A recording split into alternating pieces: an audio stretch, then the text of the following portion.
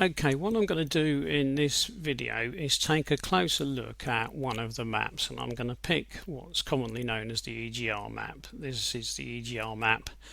It's a Passat EDC 15 1.9 turbo diesel, and it's the same map that I identified in some of the previous videos if you've watched any of those. So I'll double click on that to open it up, and it's opened up in 3D view, and I want it to be quite big, so I'll just move that up there, and that's a nice size to look at the map because I want to look at what's going on.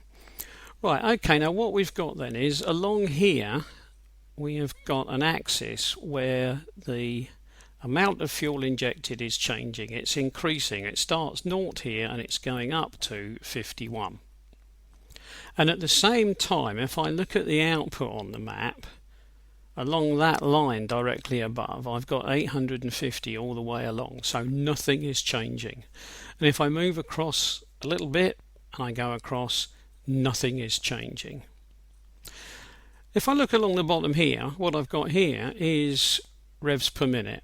And so as I start down here, which is 0, which obviously doesn't really exist, so if I move over to here to about sort of 700-ish, what I've got then is somewhere in the region of 7,800, 7,900. So there's my idle speed, and then I'm going up and up and up and up until I get to a maximum of perhaps 5,355 as on the graph.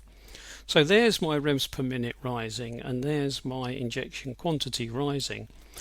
Now, it's probably simpler in your own mind to look at these as two separate things. So in other words, what happens when injection quantity rises and what happens when engine speed rises, and then once you've got that straight in your mind, try and put the two together. So okay, let's have a look at what's happening as engine speed rises. Now, as engine speed rises, if you were trying to inject 51 milligrams, which you probably won't be, but if you were, then as you tried to inject 51 milligrams with your foot absolutely flat on the floor, the engine speed would be constantly rising and rising and rising and rising, and the mass airflow, as appears in this EGR map, would stay constant at 850. So it wouldn't change.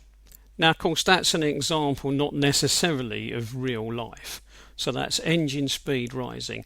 Now let's try to go for another example, which again is not real life, but it will give us a clue as to what is going on. Let's pick a very low injection figure. Now the lowest is 0, which obviously is meaningless because the engine wouldn't be running then. But there's one here that's probably the second one in, which is about 7 milligrams. So we would be injecting about 7 milligrams. So we would be somewhere around about here on the map, and because we're talking about engine speed, we're going that way. Now what's happening? Well, the mass airflow initially is whatever the maximum can be, which in this case is 850, but then suddenly it drops dramatically down to here. It drops to 250. So I've hit a speed, or an engine speed, of about 800. So in fact it probably isn't going to drop, is it? It may well start that low.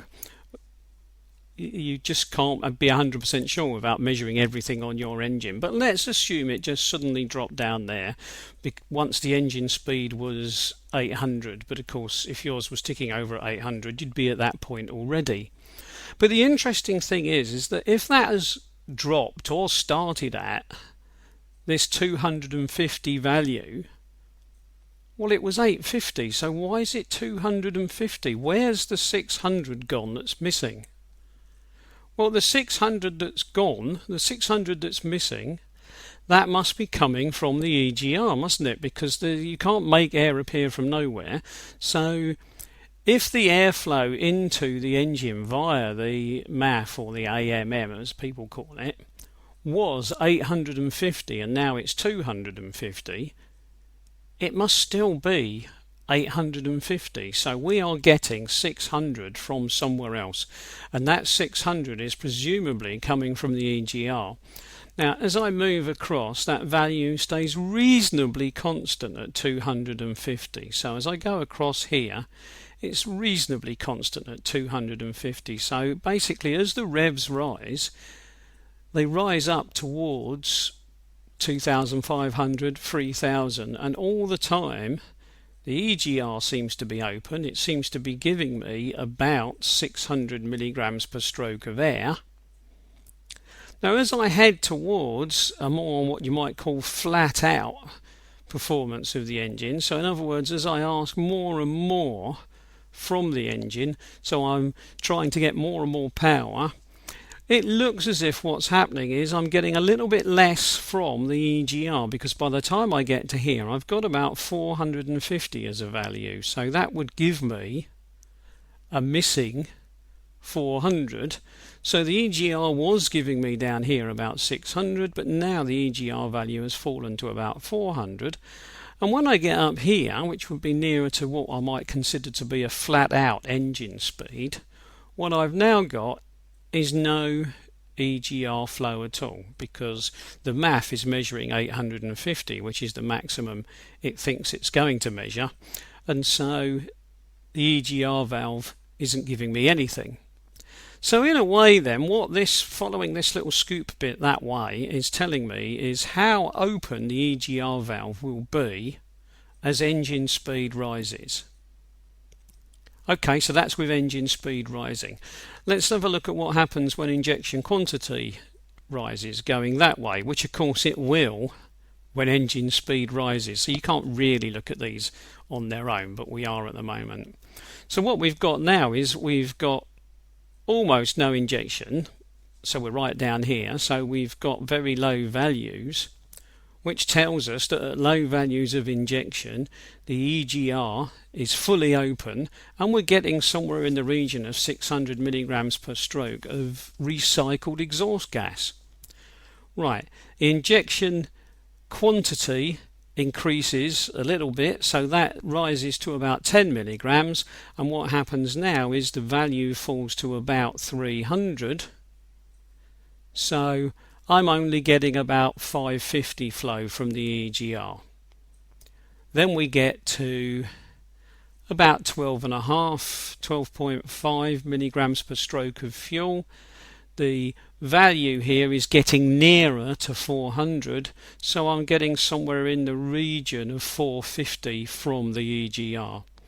And as I go up, I'll miss that one, I'll go up to that one to make a reasonable jump. Once I get to about here, I've got an injection quantity of somewhere around about 17 milligrams, and at that point, at around about 17 milligrams, I'm getting something like a value of 500, which means the EGR value has fallen to about 350.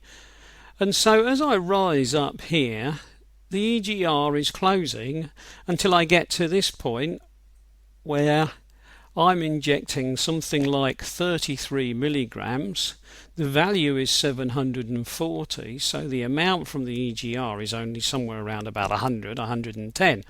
And if I go any further, it plateaus at 850, and I'm not getting any input from the EGR at all.